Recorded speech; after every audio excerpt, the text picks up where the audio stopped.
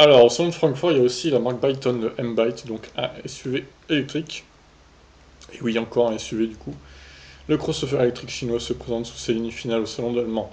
Caractérisé par son écran géant intérieur, la Byton M-Byte promet entre 360 et 435 km d'autonomie.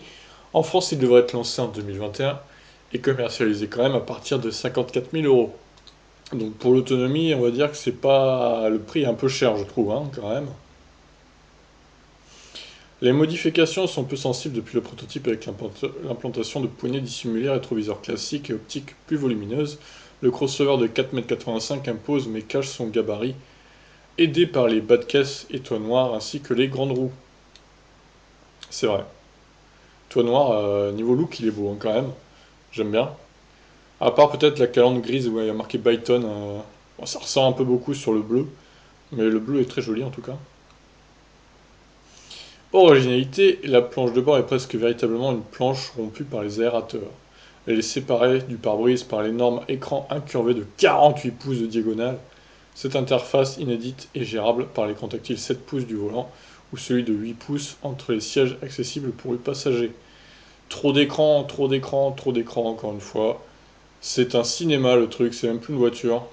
La commande vocale est aussi incluse, tout comme la commande gestuelle, tandis que le système est doté d'une reconnaissance faciale.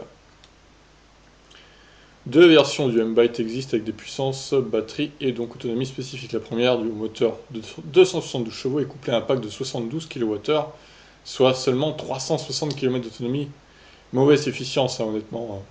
La seconde, bimoteur et 4 roues de 408 chevaux, assure 435 km grâce à la capacité de 95 kWh. C'est mieux que Audi e-tron, Mercedes EQC, mais on voit bien qu'un Tesla Model Y ou X. Ouais, mauvaise efficience quand même. Pourtant, il a une belle ligne aérodynamique et tout. C'est un peu dommage, il doit être super lourd et les jantes énormes aussi, ça aide pas à faire gagner de l'autonomie quoi. Alors, la recharge sera possible jusqu'à 150 kW permettant de grimper à 80% en 35 minutes. La charge accélérée va de 3,7 à 22 kW. Ah, c'est bien ça par contre qu'il y ait une charge en accéléré en AC pour la France, ça va être un bon plan là. Avec toutes les bornes Zoé qu'on a nous. Byton a communiqué un prix de 45 000 euros hors taxe, soit 54 000 euros en France. Avec le bonus écologique, le crossover s'affiche à 48 000 euros. Ouais, ah, c'était sans bonus, oui, d'accord. C'est légèrement en dessous du tarif d'accès du modèle Y, promis pour début 2021. Ça tombe bien, les précommandes du M-Byte débuteront en 2020 avec les livraisons l'année suivante en Europe. La Chine sera prioritaire et recevra les véhicules dès 2020, privilégiée par la proximité du site de production de véhicules à Nanjing donc. Le constructeur a reçu 50 000 réservations mais n'a pas donné de détails quant aux chiffres en Europe. Elle représenterait une grande partie du total, a-t-il toutefois annoncé. Bah, il est beau, c'est vrai qu'il est beau. J'avoue, niveau look, il est magnifique, quoi.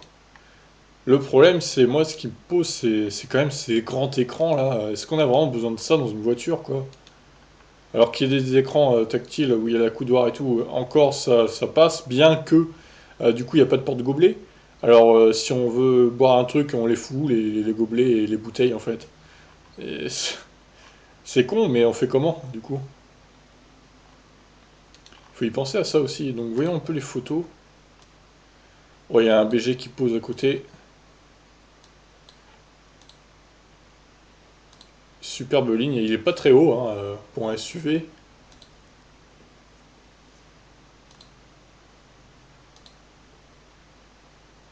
Franchement, il est beau, hein. Rien à dire. Alors l'écran tactile sur le volant aussi, ça me paraît un peu immense. Ça déforme totalement le volant en fait. C'est trop bizarre, hein. Ça fait un gros truc énorme. Je vois qu'il n'y a pas de palette, hein. Ah, quoique. Non, je pense pas qu'il y en ait des palettes pour régénérer la. Enfin, pour choisir le mode de régénération du coup.